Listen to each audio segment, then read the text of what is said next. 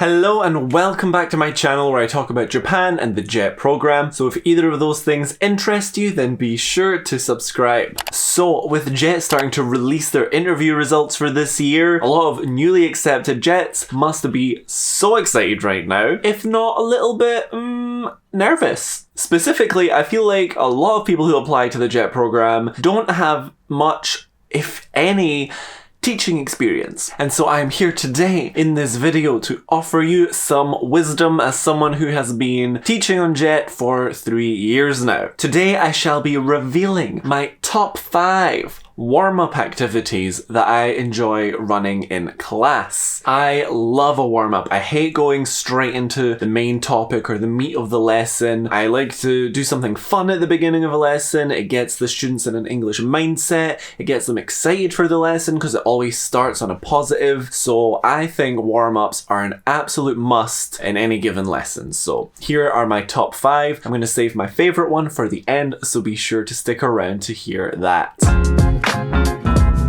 Okay, so first I'm going to tell you about the memory game. This one is so simple, it doesn't require any resources other than a chalkboard. Basically, you need a sentence to start. It can be literally anything. So for example, for my birthday this year, I want, and so I would write that on the board and then like a blank space, and then I would demonstrate the activity with my JTE, which is basically I say, for example, for my birthday this year, I want shoes. And then my JTE would say, for my birthday this year, I want shoes and cake. For my birthday this year, I want shoes, cake, and another one. And we'd just kind of demonstrate that back and forth. Basically, keep going for as long as you can until you can't remember or until I end the activity. So I think the best time to run this warm-up, the most useful time for it, is when you want to lightly introduce a topic. You can do a generic sentence like the birthday example, but as another example, recently I've been running a lesson on Eurovision. I had the sentence, I want to go to blank. And it was just about naming countries, basically. Gently, lightly puts them in the right vibe, introduces them a little bit to kind of what we're going to talk about. It's so easily adaptable to any topic. Alright, the next warm-up activity is spot the difference. I don't really think that needs much explanation for the concept of what that is. Even the kids don't really need an explanation, to be honest. I will find a spot the difference image online, and as soon as I put it on the TV, I've not even explained what they have to do. I can already see them like, oh, looking for the differences and stuff. I always give an example of how they can explain these differences first, like a model answer.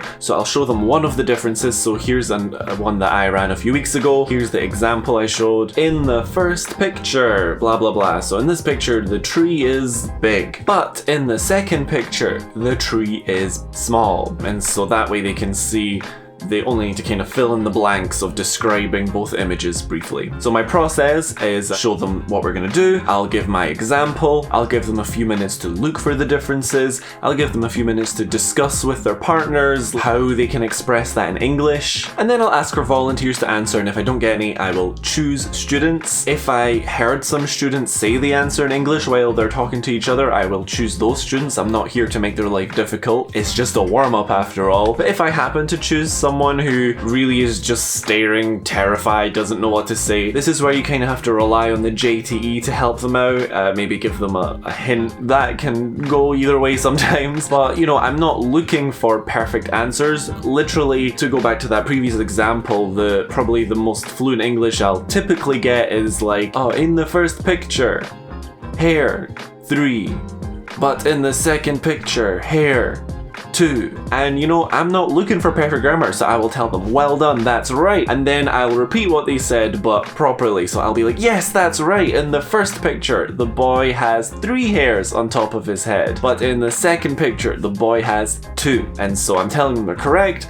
but also they get to hear the right answer. So I think this warm-up is most useful in the sense that it is a good activity to show them that they don't need to worry about mistakes, at least in terms of grammar and stuff. Because when they do that, I'm still telling them, well done and stuff. So it's good to encourage just trying. Okay, the next game I just refer to as the ball game. This game is categories, and again, this is very flexible to any topic. I get everyone to stand up, they stand in a circle, I choose a topic, for example, animals, and I would say one, and then I'd pass the ball to someone, and they have to say one, and they pass the ball to someone, they have to say one, and so on. You're not allowed to repeat one. And if it's a more advanced class, you could say you're also not allowed to hesitate, or if it's a smaller class and you're happy for it to run a bit longer, you could say, okay, if you mess up by repeating or hesitating, then you're kicked out of the circle, and the last man standing's the winner. Definitely not going to do that with a full class of 20 first years, but, you know, depending on the class. I think it's most useful in a situation where you have a really kind of tired class that's just clearly not feeling it. This gets them on their feet, tends to wake them up a bit more, and it's great for reviewing vocabulary. So if a previous lesson had a lot of vocabulary they learned and you want to review that, that can be the topic, vocabulary from whatever the previous topic was. Go and pass the ball around. Okay, the next one is a game you probably do know, and that is Would You Rather, but you know, a very clean version. So I basically prepare on the PowerPoint a few Would You Rather sentences with some pictures to match to make them super clear. They're always very simple and generally a bit silly and funny. I'm not doing huge moral dilemmas most of the time. That is definitely key here. But you know, sometimes I do go a bit more complex on the last one, or depending on the class. So I did the classic, would you rather fight a horse-sized duck or 50 duck-sized horses? I'd say this is most useful for killing time. If you're running a class that is always very fast at getting through everything and you always end up with extra time with them, you might want to do this at the start. It can last a long time, especially the first time you run it. You do need to make sure you leave enough time to explain how it works. And how I do it is I show them the sentence, I get them to talk amongst themselves to make sure they understand what it means, and I'll choose someone to say it in Japanese just to really make sure they understand, and then I'll ask them to vote for which one they would rather by raising their hands. Okay, so the final game, my favorite game to run with the kids. It's a very simple activity, but I don't actually know what it's called. I don't want to say I made it up, although I didn't look it up, but I'm pretty sure it exists as something already. They work with their partners. One person from each pair turns to face away from the TV. One person looks at the TV, and on the TV I'll put an image and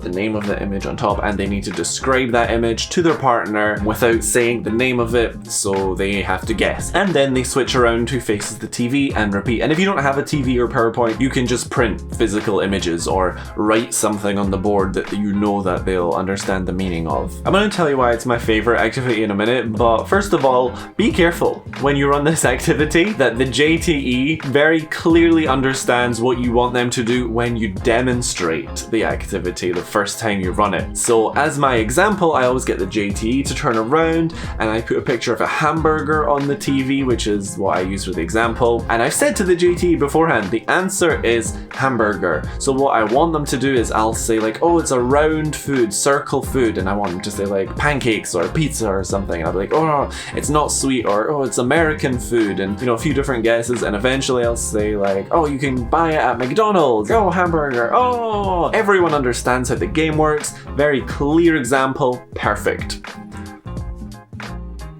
What doesn't help is when the JT turns around and I say, okay, it's food, hamburger.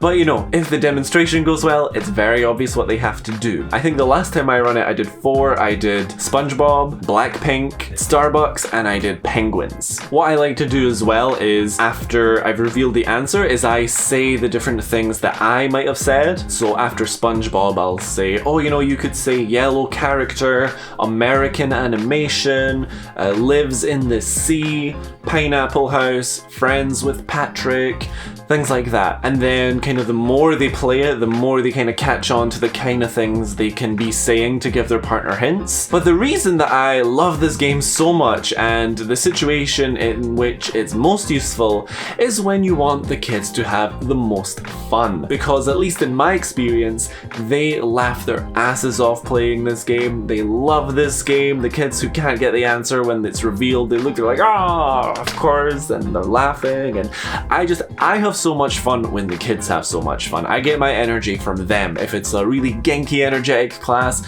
I will be energetic and excited. If it's a silent, depressed class, I'm not going to be very exciting. So this always makes them kind of laugh a bit and have fun, and I love it. And you might wonder why I don't just run this every time, and it's because I don't want them to get bored of this game by overusing it. You know, this is like when it comes up, they'll be like, yes, what a treat. And again, similar to the Spot the Difference game, it helps them to think creatively about how they can use English to describe something. So really, it's just an absolute win-win game. You cannot go wrong with it. Very simple concept, very effective for using English, very fun. It just ticks all the boxes. It is absolutely my favorite game to run. What is this game called, by the way? Like, it must have a name. I didn't make it up, I'm sure of it. So like, comment below if you know what this game is actually called. If you're nervous about teaching for the first time, then I hope you found these tips, these example warm-up activities useful, and I hope you use them in your own lessons when you make it here to Japan. If you want to see my full lesson plans and access all of the resources that go along with those lesson plans and stuff, they are available on my Patreon page, which will be linked in the description. I post a new lesson plan and all the associated materials, PowerPoints, worksheets once a month, and there's a bunch of other stuff on Patreon, behind the scenes videos. I've started doing daily updates about what I get up to at school on any given day. So if you're interested, check that out. But